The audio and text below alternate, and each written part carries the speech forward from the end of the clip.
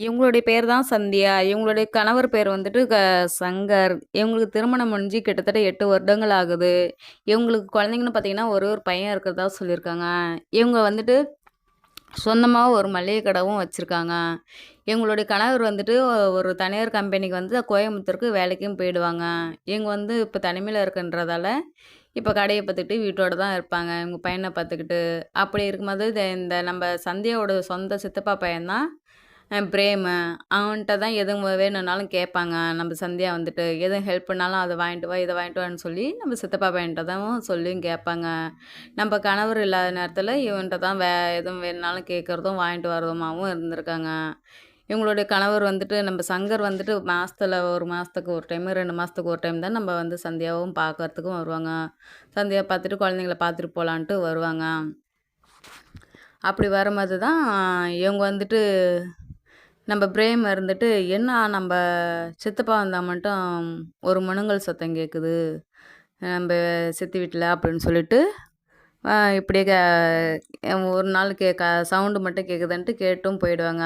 அதே போல் மறுநாளும் சவுண்டு கேட்கும். அந்த சவுண்டு கேட்கும்போது தான் வந்து அதே போல் முனங்கல் சத்தம் கேட்கவும், வந்தும் பார்க்குறாங்க. நம்ம பிரேம் வந்துட்டு அந்த ஜன்னல் திறந்து பார்க்கவும், 2 பேருமே உல்லாச வாழ்க்கையில வாழ்ந்துட்டு இருக்கும்போதே, உல்லாசமா ரொம்ப சந்தோஷமா இருக்கிற லைஃப்ல இருக்கும்போது, நம்ம சித்தியும் சித்தப்பாவும் இருக்கும்போது தான் பார்த்துறான் பிரேம் வந்துட்டு. அதையும் பார்த்துட்டு வீடியோவும் எடுத்து வச்சுக்கிறான். எடுத்து வச்சுக்கிட்டு நம்ம சித்தப்பா வந்துட்டு போனதுக்கப்புறமா, இவங்க சித்திக்கிட்டயும் வந்து கேட்குறான். "என்ன சித்தி, நம்ம சித்தப்பா இல்லாதப்பலாம் எதுவும் சவுண்டு கேட்கல. ஆனா, நீங்க இருக்கிற மட்டும் சவுண்டு கேட்குது." அப்படின்ற மாரியும் ஓப்பனாவும் வந்து கேட்குறான். இவங்க சித்திக்கிட்ட. கேட்கும்போது இவங்க வந்துட்டு சொல்றாங்க, நம்ம சந்தியா வந்துட்டு சொல்றாங்க, "ஆமா, என் புருஷனுக்குன்னு யாருமே இல்ல. நான் மட்டும் தான். எனக்குன்னு அப்பா, அம்மா யாருமே இல்ல. எனக்கு என் புருஷன் மட்டும்தான். அவருக்கு சந்தோஷம்னு பார்த்தா, இப்ப நான் மட்டும்தான். எனக்காக தான் இன்னைக்கு என்னை விட்டு பிரிஞ்சு வெளியில போய் கஷ்டப்பட்டுட்ருக்காரு. அவர் வந்ததுக்கப்புறமா, நான் அந்த ஒரு சந்தோஷத்த அவருக்கு நான் குடுத்து தான் ஆகணும்." அப்படின்ற மாரியும் மனசு விட்டு அவர்ட்ட சொல்லியிருக்காங்க நம்ம சந்தியா வந்துட்டு.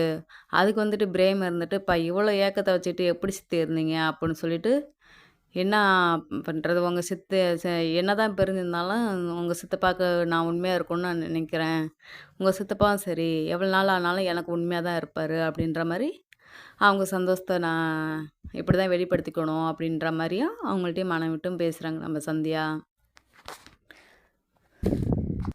நம்ம சித்தி கூட எப்படியாவது ஒரு நாளாவது இவங்க கூட ஒண்ணா இருக்கணும். நம்ம உல்லாசமான வாழ்க்கையில வாழணும் அப்படின்ட்டு இவங்க மேல உள்ள ஆசையில இவங்க வந்துட்டு பிரேமும் வந்து மனசுல வந்து எண்ணத்தோட வச்சுக்கிட்டு கேட்கவும் ஆரம்பிக்கிறாங்க.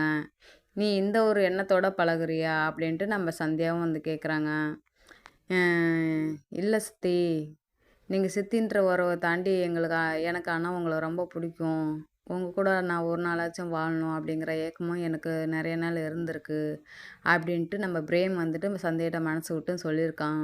சொ சொன்ன பிறகு, "நான் உன்னை எப்படியோ நான் வந்து எனக்கு வந்து பெத்த பிள்ளையா தான் நான் பார்த்து உன்னை பேசி பழகிட்டு இருந்தேன். ஆனா நீ இவ்வளோ ஒரு எண்ணத்தோட வச்சு என்கிட்ட நீ பழகியிருக்கியா? பேசியிருக்கியா?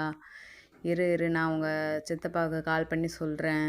அப்படின்னு சொன்னதுக்கப்புறமா, "இல்ல சித்தி, மன்னிச்சிடுங்க. நான் இனிமே உங்கள்ட்ட அப்படி பேச மாட்டேன். எதுவும் நெனச்சுக்காதீங்க. உங்க மேல உள்ள ஆசையில தான் நான் எதுவும் சொல்லிட்டேன்." அப்படின்ட்டு சொல்லவும் ஆரம்பிக்கிறாங்க. அப்புறம் வழக்கம் போல நம்ப சங்கரும் மறு லீவுக்கும் வராங்க. 2 நாள் லீவுக்கு வரும்போது, ப ரொம்ப சந்தோஷமான வாழ்க்கையில வாழ்றாங்க. அப்போ வந்துட்டு நம்ம பிரேமும் பார்த்துட்டு, அந்த ஒரு நம்ம சித்தி தனியா இருக்கும்போதெல்லாம் சவுண்டு வரல. எதுவுமே சத்தம் இல்லாம தான் இருக்கு. நம்ம சித்தப்பா வந்தா மட்டும் தான் இந்த முனங்கல் சவுண்டு கேட்குது அப்படின்ட்டு, ஒரு மாரி அந்த ஒரு ஏக்கத்தோடயும் இருப்பாங்க. அதுக்கப்புறம் வீட்டுக்கும் போகவும் மாட்டாங்க. அந்த ஒரு பயத்தோட எங்கே வந்துட்டு நம்ம சித்தி வந்துட்டு சித்தப்பாட்ட எல்லாம் சொல்லிடுவாங்களோன்னுட்டு, அந்த ஒரு பயத்திலேயவும் நம்ம பிரேம் வந்துட்டு அந்த வீட்லயும் இருக்கிறாங்க.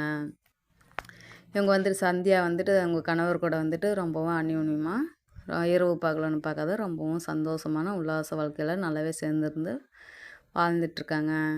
இவங்க கடைக்குன்னும் போகாத, மளிகை கடையும் லீவு விட்டுட்டு, ஒரு வாரம் ஃபுல்லாவே இவங்க பகல் இரவுன்னு பார்க்காத ரொம்பவே உல்லாசமா நல்லா வாழ்ந்துட்டு ரொம்பவும் சந்தோஷமாவே இருந்துருவாங்க. அப்படி இருந்துட்டு இருக்கும்போது தான் நம்ம பிரேம் பற்றி இவங்கள்ட்ட பேசுவாங்க. இருந்துட்டு பேசும்போது சித்தப்பா பையனுக்கு ஒரு பொண்ணு பார்த்து மேரேஜ் பண்ணி வச்சிடலாங்க.